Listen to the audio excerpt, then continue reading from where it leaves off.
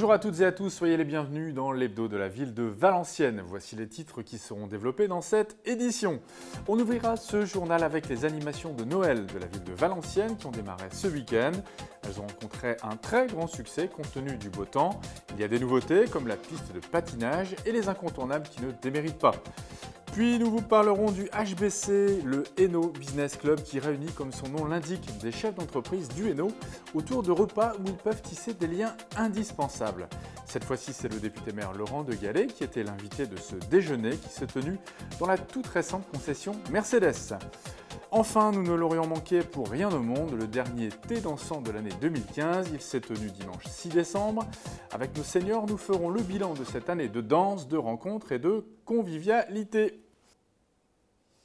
Mais d'abord, c'est un véritable village illuminé de Noël qui s'est ouvert ce week-end sous les yeux ébahis des enfants, mais aussi des parents.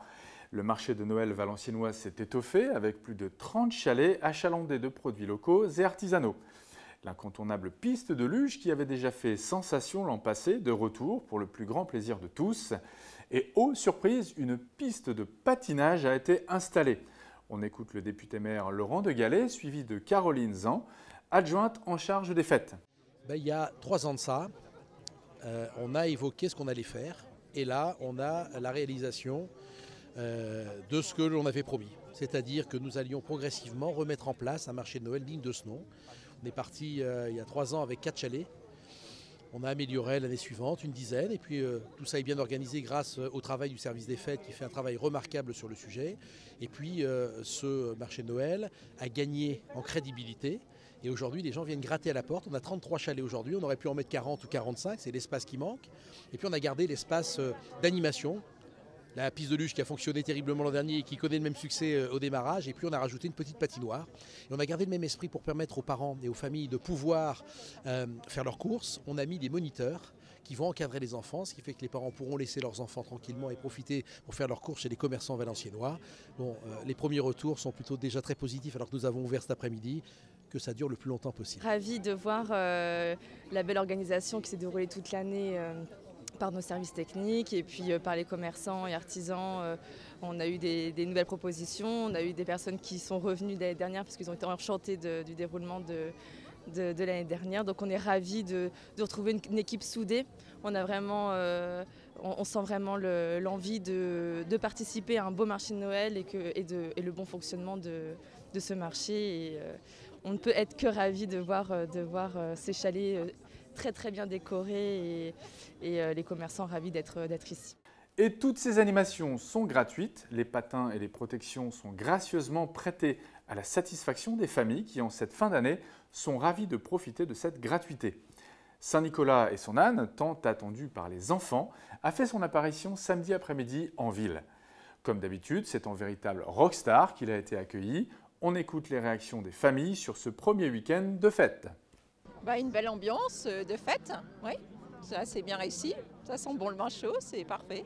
Alors qu'est-ce que vous pensez de cette nouvelle animation ? Écoutez, j'étais étonné dès le départ parce que j'ai demandé le prix et on m'a dit que c'était offert par la municipalité.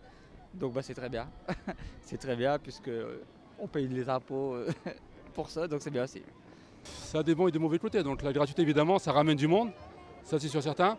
Et on paye déjà assez d'impôts comme diront certains, donc les mauvaises langues, mais c'est vrai qu'on paye déjà assez d'impôts. Non mais c'est bien, au moins c'est ouvert à tout le monde. Je crois que c'est le côté vraiment bon pour la gratuité. C'est très bien, là on fait la patinoire et après on s'en va faire un peu de luge. Et après il y a le lancer de pain d'épices. Et les enfants aiment beaucoup voir Saint-Nicolas, voir leurs petits bonbons, voir les petites animations autour avec les Gilles. Ça leur permet de découvrir beaucoup de choses. Comme la patinoire est gratuite, c'est bien parce que les enfants peuvent profiter. On n'a pas l'occasion d'aller souvent aux patinoires parce que c'est quand même un budget plus cher. Et, moi j'ai 3 enfants, donc la patinoire ça revient vite excessif. Et là comme c'est gratuit, tout est gratuit, donc on profite, les enfants s'amusent. Et voici pour terminer sur ce premier week-end de Noël, les images du traditionnel lancer de pain d'épices du haut de l'hôtel de ville. Un record de participation, la place d'Armes était noire de monde, un beau moment de liesse populaire. Direction maintenant la concession Mercedes où le Hainaut Business Club s'est réuni vendredi midi autour d'un déjeuner dont l'invité d'honneur était Laurent de Gallet. À la demande du club, le député-maire est venu leur parler de son mandat de député. Le Hainaut Business Club est un club de 150 chefs d'entreprise qui se réunissent mensuellement pour tisser des liens d'affaires et faciliter les échanges. Il a été créé en 2013. À chaque repas, des sociétés prennent la parole pour présenter leur activité. On écoute l'un des créateurs du HBC et lui-même évidemment chef d'entreprise. Il s'agit d'Olivier Talbert. Nous lui avons demandé quel est l'objectif de ce club et l'intérêt pour ses membres d'en faire partie. Notre cible, ce sont des industriels, des gens qui produisent, qui fabriquent sur le territoire. L'objectif, c'est plutôt que d'aller chercher de la sous-traitance à l'autre bout de la France ou à l'autre bout de l'Europe, se dire qu'à côté de chez vous, il y a peut-être des gens qui fabriquent ce que vous cherchez. Ça marche. 60% de nos membres aujourd'hui font du business ensemble, d'accord, aussi bien dans le BTP, l'agroalimentaire, la santé, le ferroviaire, l'automobile. Enfin voilà, on essaie de faire travailler toute la transversalité des différents métiers. Et aujourd'hui, ça fonctionne à travers un déjeuner par mois. Alors ici, on est à la concession Mercedes, mais c'est au stade du Hainaut habituellement. Et on a un intervenant pour chaque déjeuner, qui soit à la fois du monde politique, du monde économique, du monde sportif, mais pour donner une dimension un peu plus intéressante au club également. Et je vous le disais, l'invité d'honneur de ce repas, c'était Laurent de Gallet. C'est un jeu de questions-réponses que le maire s'est prêté. On l'écoute. Il voulait aborder un angle particulier, celui du politique, et comment on arrive aujourd'hui à répartir son temps entre la députation et la mairie. Beaucoup pensent que c'est quasiment impossible. On a prouvé, et on est très nombreux à prouver, que finalement c'est très complémentaire. Dès lors qu'on sait s'organiser et s'entourer d'une équipe compétente, eh bien c'est ce que je viens leur exposer. Allez, sans transition, nous avons assisté au dernier thé dansant de l'année 2015, organisé gracieusement par la ville de Valenciennes. À quelques semaines de Noël, cette fête a une couleur particulière pour nos seniors. La ville leur offre de quoi finir l'année sur une note positive. On écoute le maire, Laurent de Gallet.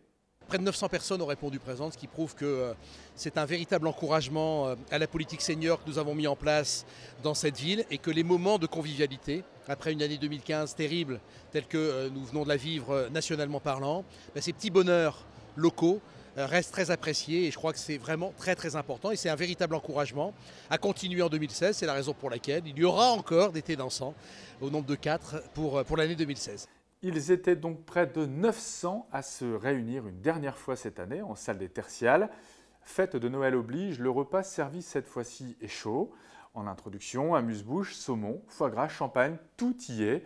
On écoute la réaction des participants sur ces thés dansants organisés tout au long de l'année.